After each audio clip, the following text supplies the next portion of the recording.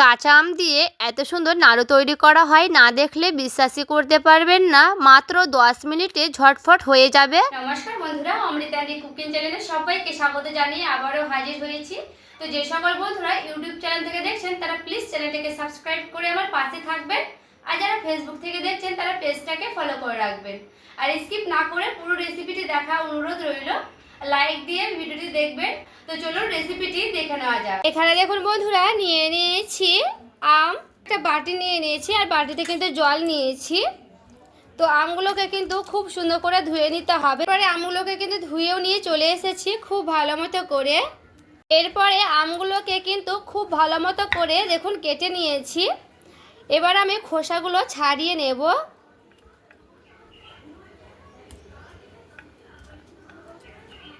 খুব সুন্দর করে কিন্তু আমের খোসাগুলো ছাড়ানো যাবে।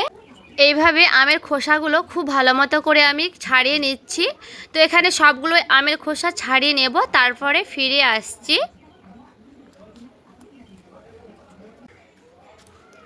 আর এখানে দেখুন আমি কিন্তু খুব ভালো মতো করে আমের খোসাটা ছাড়িয়ে নিলাম। তো সবগুলো আমি এইভাবে খোসাগুলো ছাড়িয়ে নিচ্ছি, তারপরে ফিরে আসছি। এখানে দেখুন সবগুলো আম কিন্তু আমি খোসাগুলো ছাড়িয়ে নিয়েছি।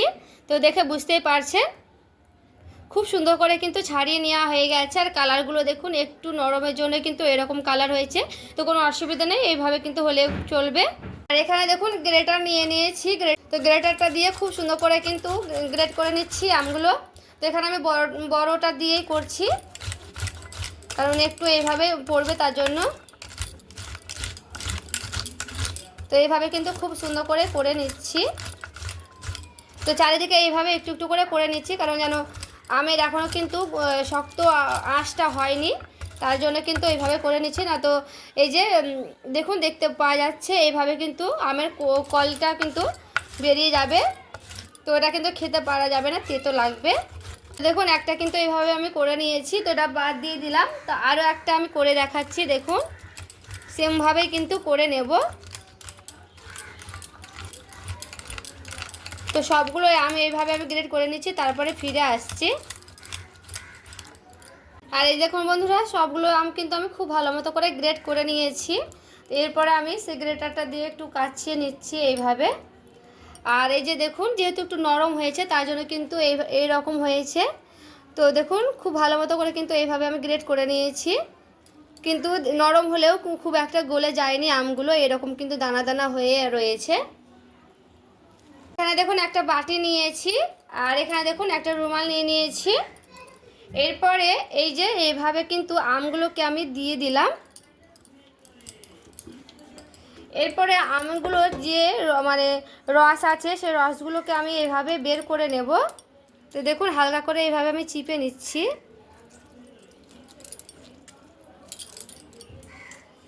তো এইভাবে কিন্তু আমি প্রায় 1 মিনিটের মতো রেখে দিচ্ছি। তারপর যেগুলো রস বেরোবে সেগুলো কিন্তু রস আমি বের করে নেব আমে।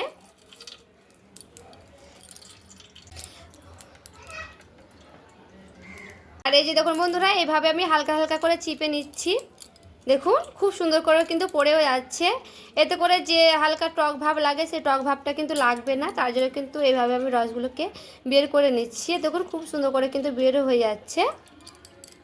আর এই যে দেখুন কতগুলো কিন্তু আমের রস বেরিয়েছে দেখুন। পরে সেই থালাতেই আমি কিন্তু আবারও ঢেলে নেব, যে থালাতে আমি রেখেছিলাম। আর দেখুন কতগুলো কিন্তু রস পড়েছে, তার জন্য কিন্তু একেবারে কিন্তু হালকা এই যে একটা একটা হয়ে গেছে, দেখে বুঝতেই পারছেন। এখানে দেখুন একেবারে কিন্তু জলগুলোকে আমি বের করে নিয়েছি। তো হালকা করে আমি দিয়ে দিচ্ছি লবণ। লবণটা দেওয়ার কারণে স্বাদের ব্যালেন্সটা ঠিক থাকবে, তার জন্য তো হাত দিয়ে এইভাবে আমি হালকা করে দেখুন মাখিয়ে নিচ্ছি। তবে একটু যে ভালো লাগবে খেতে, লবণটা দিলে যে টকটা থাকে সেই টকটা কিন্তু লাগবে না অতটা, তার জন্য। তো এইভাবে আমি মাখিয়ে নিলাম খুব ভালো মতো করে। আর এখানে দেখুন দিচ্ছি গুড়। এখানে কিন্তু চিনিও দিতে পারবেন, তো গুড়টা দেওয়ার চেষ্টা করবেন, এতে করে কালারটা খুব সুন্দর আসবে। নাড়ুর যে একটা কালার হয় সে কালারটা খুবই সুন্দর আসবে। তো এইভাবে আমি খুব ভালো মতো করে কিন্তু নাড়াচাড়া করে নিচ্ছি। তো এখানে কিন্তু যদি গুড় লাগে আপনারা আপনাদের পছন্দ মতো কিন্তু গুড় দিয়ে দেবেন।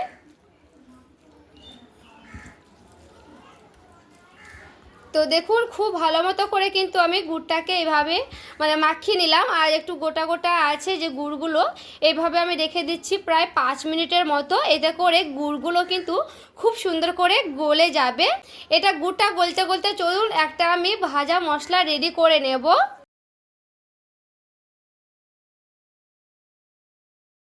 দেখুন দুটো আমি শুকনো লঙ্কা নিচ্ছি, তো ঝালটা কিন্তু আপনারা আপনাদের পছন্দ মতো দেবেন। এখানে দেখুন দিয়ে দিচ্ছি আমি ধইনা, গোটা ধনা নিয়েছি। এখানে দিচ্ছি 5 ফোড়ন, অল্প পরিমাণে নিচ্ছি। আর এখানে দেখুন আছে চন্দনী আর মোহরি আছে, তো দিয়ে দিচ্ছি। এগুলো দিলে কিন্তু খুব সুন্দর সেন্ট করবে। তো এগুলোকে কিন্তু আমি খুব ভালো মতো করে ভেজে নিচ্ছি। এখানে দেখুন খুব সুন্দর কিন্তু একটা সেন্ট বেরোচ্ছে, দেখে বুঝতেই পারছেন। খুব ভালো মতো করে কিন্তু ভেজে নিয়েছি। আর অবশ্য করে কিন্তু গ্যাসের আঁচটা কমিয়ে দিতে হবে এখানে ভাজার সময়তে। তো এটাকে আমি ঠান্ডা করে নিচ্ছি, তারপরে গুঁড়ো করে একেবারে কিন্তু নিয়ে আসছি। আর এইদিকে দেখুন গুড়টা কিন্তু খুব সুন্দর করে গলে গেছে। আর দেখুন দেখে বুঝতে পারছেন কতগুলো কিন্তু গুড় দিয়ে আর আম দিয়ে কিন্তু জলগুলো ছেড়ে ছেড়ে গেছে। আর এই যে দেখুন এখানে কিন্তু খুব ভালো মতো করে ভেজে গুঁড়ো করে নিয়ে চলে এসেছি। আর একটু আমি এইভাবে আধা ভাঙা করে গুঁড়ো করে নিয়েছি খুব ভালো মতো করে।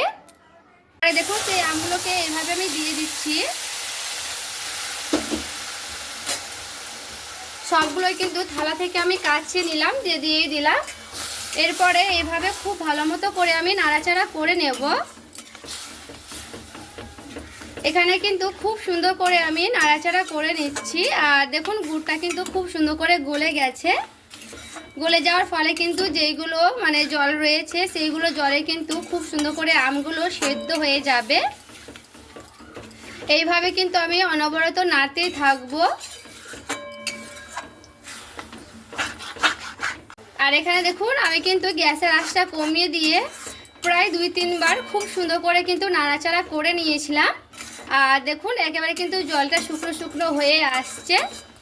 এখানে আমি গ্যাসের আঁচটা কিন্তু কমিয়ে দিয়েছিলাম, এবার আমি গ্যাসের আঁচটা বাড়িয়ে দিয়ে এইভাবে প্রায় 5 মিনিটের মতো কিন্তু অনবরত নাড়তেই থাকবো।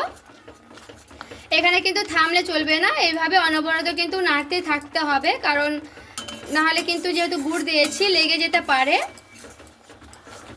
তো খুব ভালো মতো করে আমি এইভাবে নাড়াচাড়া করছি।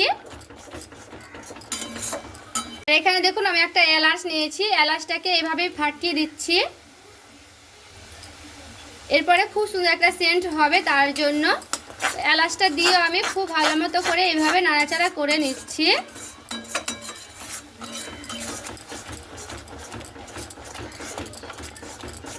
ফুড কালার দিয়ে দিলাম। তো এখানে কালারের জন্য একটু ফুড কালার দিলাম। বন্ধুরা আপনারা কিন্তু ফুড কালার নাও দিতে পারেন, ফুড কালারটা কিন্তু দিলেও হবে না দিলেও হবে, স্কিপ করে যেতে পারেন। এরপরে খুব সুন্দর করে কিন্তু আমি নাড়াচাড়া করে নিচ্ছি ফুড কালারটা দিয়ে। এরপরে এখানে আমি যে ভাজা মশলাটা রেডি করে নিয়েছিলাম ওপর থেকে দিয়ে দিচ্ছি, ছড়িয়ে দিলাম। এখানে কিন্তু ঝাল, মিষ্টি, টক এবং সেন্টও করবে খুব ভালো মতো করে সেই লাড্ডুগুলো। এরপরে ভাজা মশলা গুঁড়োটা দিয়ে খুব সুন্দর করে এভাবে নাড়াচাড়া করে নিচ্ছি। এরপরে দেখুন বন্ধুরা খুব সুন্দর করে কিন্তু দেখুন শুকনো শুকনো হয়ে গেছে, দেখে বুঝতেই পারছেন। আর এরকম কিন্তু নাড়তে নাড়তে একেবারে শুকনো শুকনো করে নিতে হবে আমগুলোকে। আর দেখুন কতটা সুন্দর কিন্তু শুকনো শুকনো হয়েছে, দেখলেই বুঝতে পারবেন। এই যে তো এইভাবে কিন্তু আমার খুব পুরোপুরিভাবে রেডি হয়ে গেছে। এরপর আমি নামিয়ে নিচ্ছি, দিয়ে ঠান্ডা করে নেব, তারপরে দেখাচ্ছি আপনাদের। এরপরে দেখুন আমি আমগুলোকে নামিয়ে নিচ্ছি। আর দেখুন কি সুন্দর কিন্তু আঠালো আঠালো হয়েছে। এগুলোকে পুরোপুরিভাবে ঠান্ডা করে নেব, তারপরে দেখাচ্ছি। দেখুন আমি একটু বড় থালাতে রেখেছিলাম পুরোপুরিভাবে ঠান্ডা করার জন্য। তো আমি দেখুন এইভাবে নিয়ে নিচ্ছি। আর পুরোপুরিভাবে কিন্তু ঠান্ডা হয়ে গেছে। আর হাতে কিন্তু আমি তেল লাগিয়ে নিয়েছি, হাতে কিন্তু তেল লাগানোর চেষ্টা করবেন অবশ্য করে।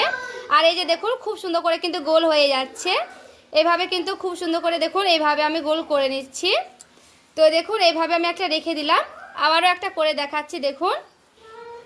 তো এইভাবে কিন্তু খুব সুন্দর করে ঠান্ডা হয়ে গেলে দেখবেন খুব সুন্দর করে গোলের আকারের মতো হয়ে যাবে। আর হাতে অবশ্যই তেল লাগিয়ে নেবেন 1 থেকে 2 বারের মতো, তাহলে খুব ভালো মতো কিন্তু হয়ে যাবে। দেখুন এটাও কিন্তু খুব সুন্দর করে আমি করে নিলাম। এই যে দেখুন বন্ধুরা, সবগুলোই কিন্তু আমের নাড়ু তৈরি করে নিয়েছি। দেখতে দেখুন কতটা লোভনীয় হয়েছে। এইগুলো আমি প্রায় 1 ঘন্টার মতো রেখে দিচ্ছি রেস্টে, তারপরে কিন্তু খুব ভালো মতো করে শক্ত হয়ে যাবে। তো এইভাবে কিন্তু রেখে দেওয়ার চেষ্টা করবেন, দিয়ে কিন্তু একটু একটা একটা করে এইভাবে সাইডে সরিয়ে সরিয়ে রেখে দেন। তারপর দেখবেন পুরোপুরিভাবে কিন্তু শক্ত হয়ে গেলে খুব সুন্দর কিন্তু হয়ে যাবে। আর এইভাবে একবার হলেও নাড়ুগুলো মানে বানিয়ে খেয়ে দেখতে পারেন, দারুণ লাগে খেতে। তো বন্ধুরা, আজকের এই আমের রেসিপিটি কেমন লেগেছে অবশ্যই কমেন্ট করে জানাতে ভুলবেন না। আর ভালো লেগে থাকলে প্লিজ লাইক করবেন, চ্যানেলটাকে সাবস্ক্রাইব করে আমার পাশেই থাকবেন। তো দেখা হচ্ছে আরও একটি রেসিপির সঙ্গে। সবাই ভালো থাকবেন, সুস্থ থাকবেন।